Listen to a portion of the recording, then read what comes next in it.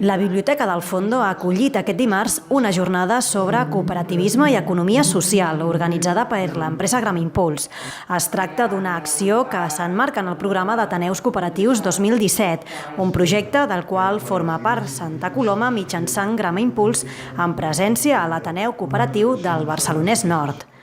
L'alcaldessa de Santa Coloma, Núria Parlon, que ha assistit a l'acte, ha destacat la importància que té aquesta iniciativa per la ciutat. Hem anat fent passes importants, entre elles la concreció que la nostra ciutat s'hi sumi a la xarxa de municipis per a l'economia social i solidària, i un pas més que també hem fet és que la ciutat de Santa Coloma de Gramenet s'hi sumi també a la xarxa de municipis amb cooperatives, amb la voluntat de fer possible aquest procés que ens ha de permetre, conjuntament amb altres iniciatives com la moneda local, fomentar una economia sostenible i que sobretot lluiti contra la precarietat i doni oportunitats reals a la ciutadania per tenir unes condicions de vida dignes.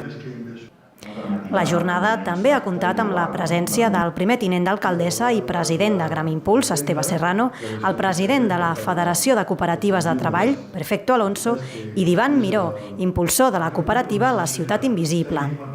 Precisament Miró ha estat l'encarregat, un cop finalitzats els parlaments, de fer una visita guiada a l'exposició Memòria Cooperativa al somni viscut de la cooperació social, instal·lada a la primera planta de la Biblioteca del Fondo. La mostra viatja ara a la Biblioteca de Can Peixauet, on es podrà visitar fins al proper 15 de maig.